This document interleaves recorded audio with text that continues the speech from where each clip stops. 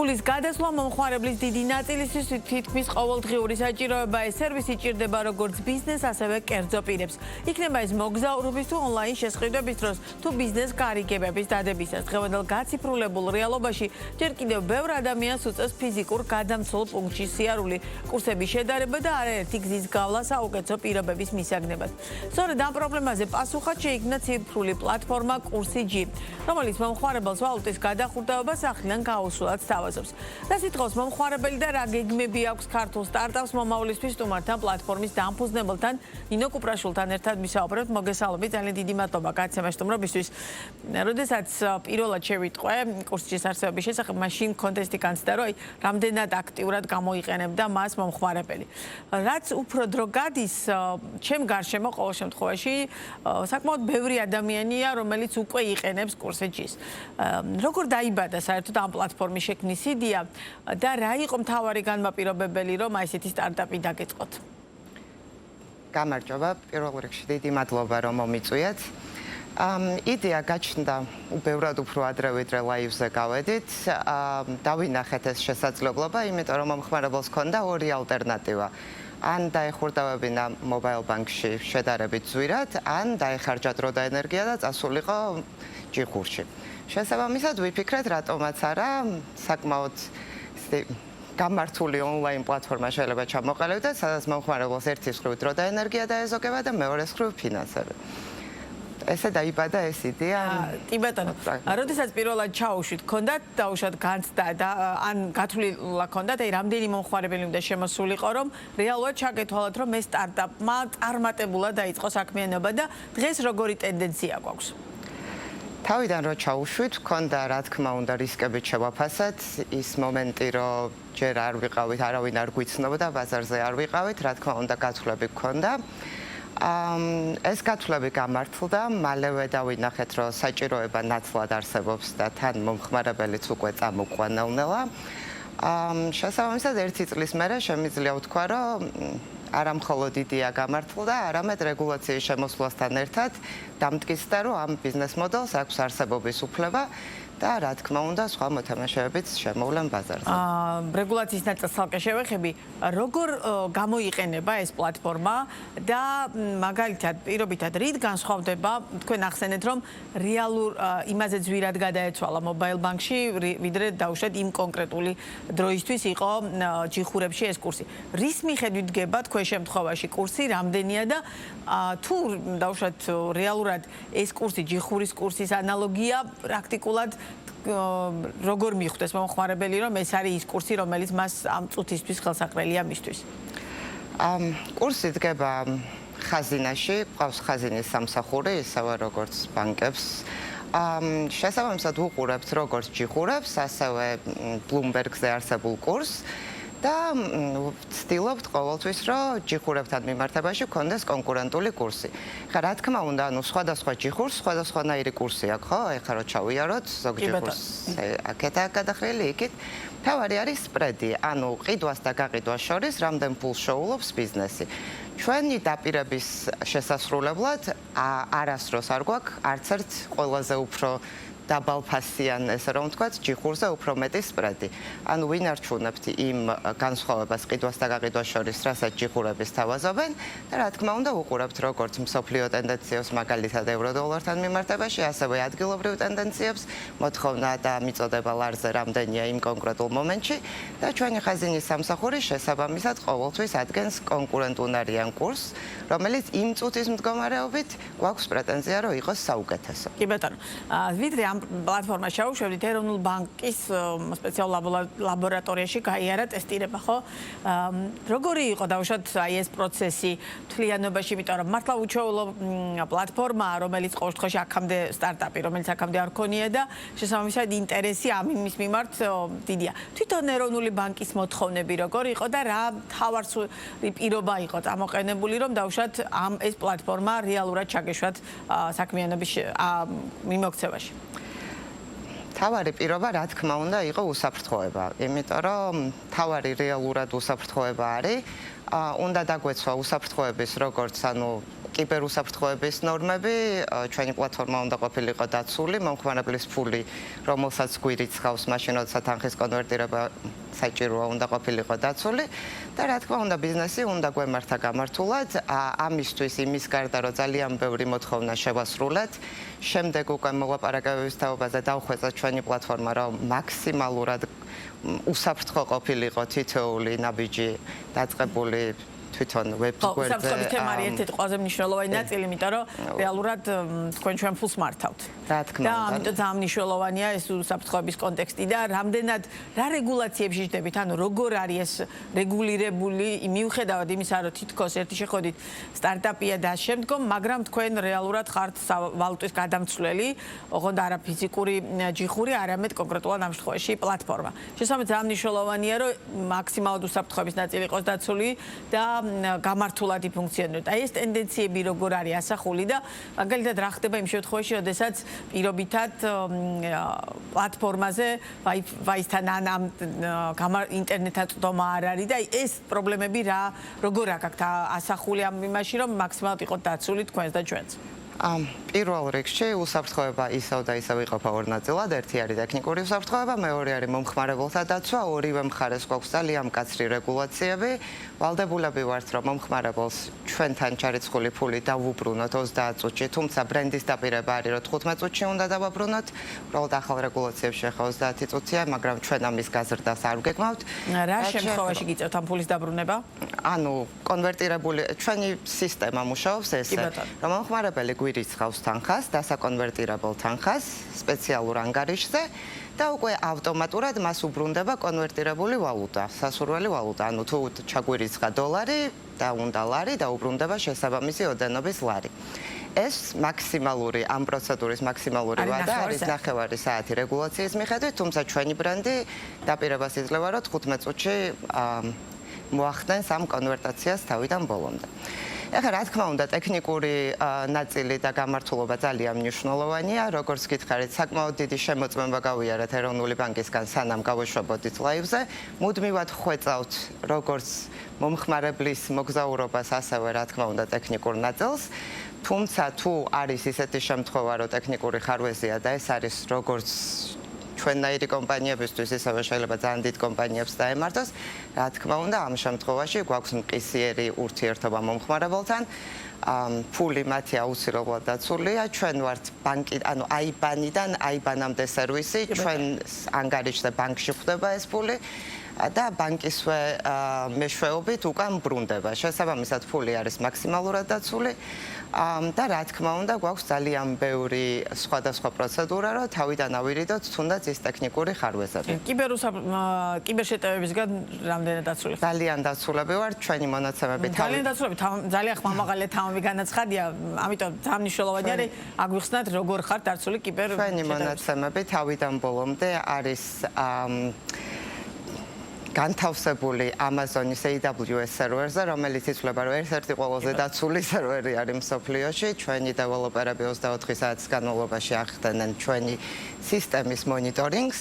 შესაბამისად, ისევ და ისევ როგორც გითხარით, რა თქმა უნდა, ტექნიკური ხარვეზები შეიძლება ყველას დაემართოს, საკმაოდ დიდი დრო დავყავით დიჯიტალში, რომ ეგვიცოდე, როგორც კურსიჯის, ისევე ბანკს, თუმცა ის, რომ ამ ტექნიკური ხარვეზის მიუხედავად მათი სახსრები და მონაცემები დაცულია, ეს შემიძლია 100%-იანი სიზუსტით გითხრათ.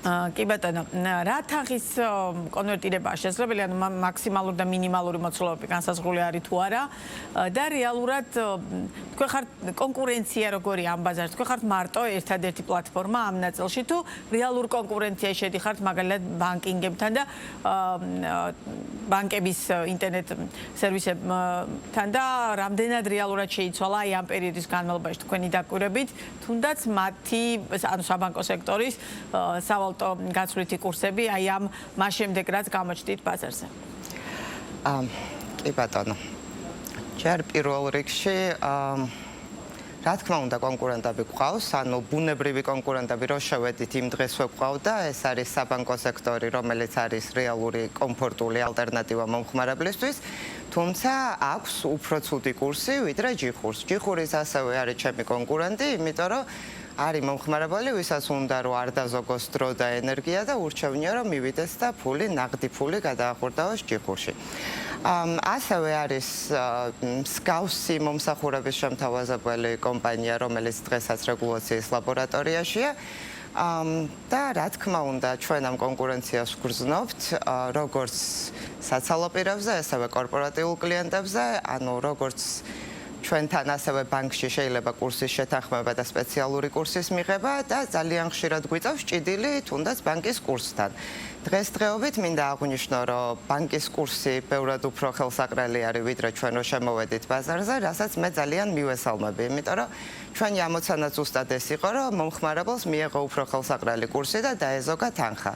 ძალიან ამაყი ვარ იმით, რომ ამ ერთი წლის განმავლობაში შევძელით და სადღაც 12 მილიონზე მეტი დავაზოგინეთ მომხმარებლებს, იმითი უბრალოდ რომ ჩვენ ვარსებობთ. კი ბატონო, ძალიან თამამი განაცხადა. თქვენ ახლა თქვით, რომ კიდევ ერთი თქვენაირი პლატფორმა გადის ეროვნული ბანკის ტესტირებას, ხო? ანუ უახლოეს ხანში ანალოგი შეიძლება გაგიჩნდეთ ბაზარზე? არა, ეხლაც არის და ფუნქციონირებს. მაგრამ პარალელურად გადის ტესტირებას? უკვე ტესტირების ეტაპი დამთავრდა, sandbox-ის ვადა ამოიწურა, უკვე არსებობს რეგულაცია, სადაც ნებისმიერ მსურველ შეპესეს და სავალუტო პუნქტს შეუძლია, რომ ეს ლიცენზია აიღოს და მსგავსი ბიზნესი შექმნას. ჩვენ მივესალმებით კონკურენციას, გონია რომ კონკურენცია არის ამ ბაზრის განვითარების წინაპირობა, მთელი ინდუსტრიის განვითარების წინაპირობა და ის წინაპირობა, რომ კიდევ უფრო მეტი თანხა დაზოგოს მომხმარებელმა ვალუტის კონვერტაციისას. როგორც თქვენ აღნიშნეთ, დღესდღეობით საკმაოდ ბევრ კერძო პირს და კომპანიას სჭირდება ვალუტის გადაცვლა, ხო? იმპორტ-ექსპორტზე რო ვსაუბრობთ, ნებისმიერ ამ ოპერაციასთან არის ვალუტის გადაცვლა დაკავშირებული და ძალიან მნიშვნელოვანია, რომ ეს შეძლონ უფრო ხელსაყრელი პირობებით.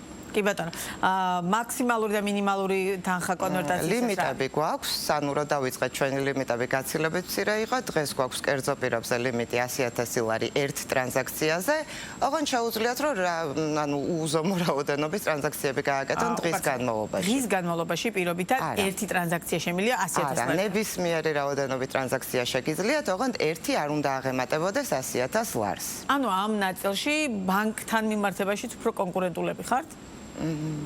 რატო ბანკსაც სული მეთოდა აქვს ტრანზაქციებს? ხო, თუმცა იქ არის გარკვეული შეზღუდვები, მაგალითად, ადგილობრივ ბაზარზე აკეთებ კონვერტირებას საერთაშორისო, იქ არის გარკვეული შეზღუდვები და სწორედ ამის გათვალისწინებით ვკითხულობ.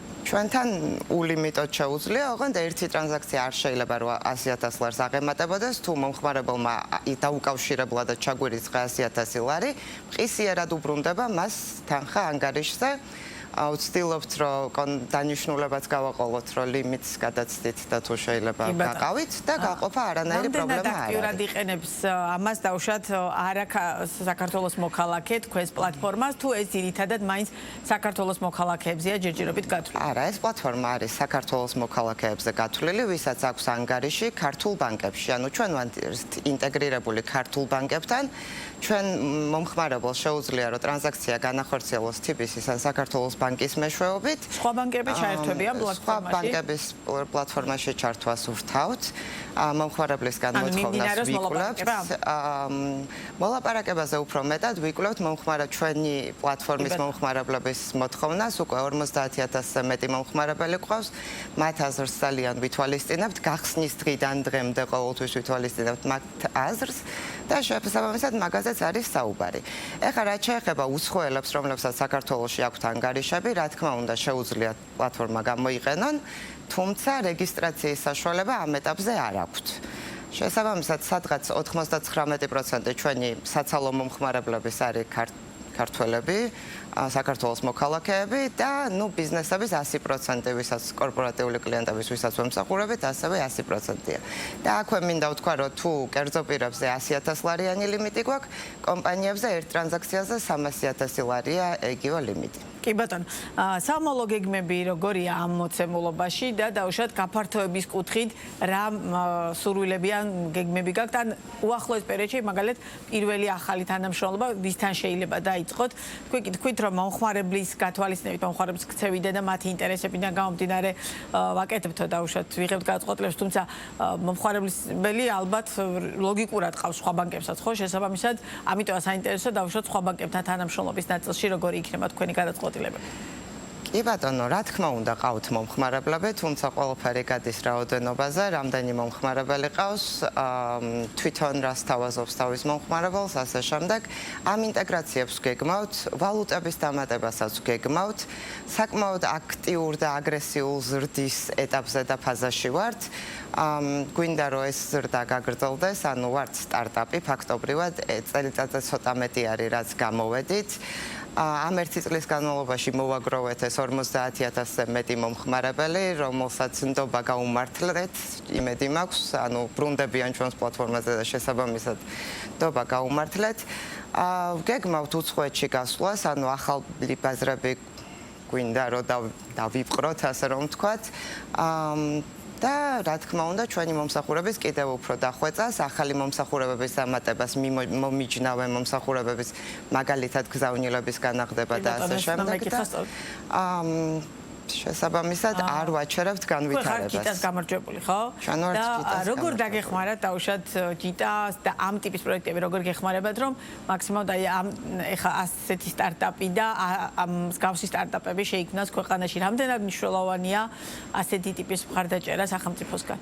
ძალიან მნიშვნელოვანია ორი სხვადასხვა მიზეზით. ერთი არის რა თქმა უნდა დაფინანსება, რომლის მეშვეობითაც ჩვენ შემოდგომაზე უკვე გვექნება ჩვენი აპლიკაცია და მომხმარებელს კიდევ უფრო გაუადვილდება ვალუტის კონვერტაცია. მეორე ნაწილი არის თვითონ რეპუტაცია, როდესაც ხარ ჯიტას გამარჯვებული, ინვესტორთან საუბარი, სხვა ქვეყნის წარმომადგენელთან საუბარი, ბევრად უფრო ისეთი მარტივი ხდება, მით უმეტეს ჯიტაში მონაწილეობა მივიღეთ შარშან შემოდგომაზე, მაშინ შედარებით ახლები ვიყავით, ნდობისთვისაც ძალიან კარგი იყო და მე ძალიან მივესალმები მთლიანად ამ მიმართულებას და ამ პროექტს, მგონია რომ ბევრმა სტარტაპმა ძალიან კარგად გამოიყენა, ქვეყნის გარეთაც გაიტანა თავისი სტარტაპი და ძალიან გვეხმარება ეს პროგრამები მოკლედ სტარტაპერებს. გისურვებთ წარმატებებს და გისურვებთ რომ საერთაშორისო ბაზრები დიახ დაგეპყროთ, იმიტომ რომ რაც მეტი ქართული სტარტაპი გავა საერთაშორისო ბაზრებზე, მხოლოდ მნიშვნელოვანია ეს, თუმცა ჩვენი საუბრის ბოლოს ერთი თემა, რომელიც აუცილებლად მინდა ვიკითხო, ღია ბანკინგი ბოლო პერიოდში ძალიან აქტუალური გახდა. თქვენი ამ ნაწილში თქვენი გეგმები როგორია და რამდენად მიგაჩნიათ რომ ღია ბანკინგი შეიძლება საქართველოში რეალურად სწორად დანერგვის შემთხვევაში მან კარგად იმუშაოს? ღია ბანკინგი მგონია რომ არის ძალიან მნიშვნელოვანი კონკურენციისთვის, კონკურენციის განვითარებისთვის იგივე საბანკო და საფინანსო სექტორში, იმიტომ რომ მომხმარებელს უკვე აღარ არის ჩაკეტილი ერთ ბანკში და შესაძლებლობა აქვს რომ ბანკის მიუხედავად მიიღოს დაახლოებით იგივე ხარისხის და ფასის მომსახურება. ჩვენ გვაქვს ღია ბანკინგი ჩვენს პლატფორმაზე, მომხმარებელს შეუძლია რომ ერთი კლიკით თავისივე ინტერნეტ ბანკიდან გადააკონვერტიროს თანხა. ჩვენ თვითონ ეს არ გამგვივითარებია, თანამშრომლობთ KIPS-ისთან. KIPS-ი არის კომპანია, რომელიც ლიცენზირებული არის ღია ბანკინგის ნაწილში საქართველოში.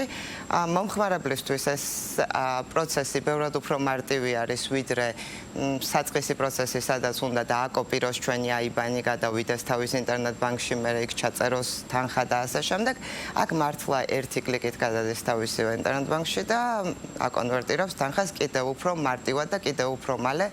თქვენი გამოცდილებით ქართველი მომხმარებლის ქცევა როგორ შეიცვალა და საინტერესოა მომხმარებელი თუ გაიზარდა, რასაც ტექნოლოგიები ქვია და აი ამ ნაწილში რამდენად შევიცვალეთ? ძალიან შეიცვალა მომხმარებელი ჩვენს მიმართ, ანუ რო ვიწყებდით, მაშინ მომხმარებლის ნდობა ფაქტიურად არ გქონდა და ძალიან რთული იყო თითოეული კომპანიის დარწმუნებაც, მინდა რომ მადლობა გადავუხადოთ თითოეულ კომპანიას, რომელიც ჩვენთან ერთად არის დასაწყისიდან.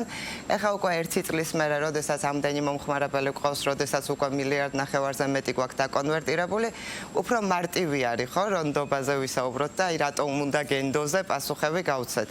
შესაბამისად, ერთი ნაწილი იყო, რომ ჩვენს მიმართ მომხმარებელი შეიცვალა, მეორე ნაწილი მე მგონი ყველა ვხედავთ და ვიაზრებთ იმას, რომ ცხოვრება მიდის ციფრული სამყაროსკენ, გაციფრულება ხდება ყველაფრის, შესაბამისად, ქართველი მომხმარებელიც დიდწილად უკვე გაციფრულებულია. ეხლა ვერ დავიბრალებთ, რომ ჩვენი დამსახურებაა ეს, მე მგონია, რომ პანდემიამ ყველას, ანუ დააფორსირა ამ ყველაფრის გაკეთება, თუმცა დღესდღეობით მომხმარებელი ბევრად უფრო მარტივად ასრულებს ციფრულ ნაბიჯებს, ვიდრე თქვათ 5 წლის წინ. ძალიან დიდი მადლობა საინტერესო საუბრისთვის, წარმატებებს გისურვებ და სიამოვნებით გიმასპინძლებთ ბიზნეს პარტნიორის ეთერში ნინო კუპრაშვილი. დიდი მადლობა.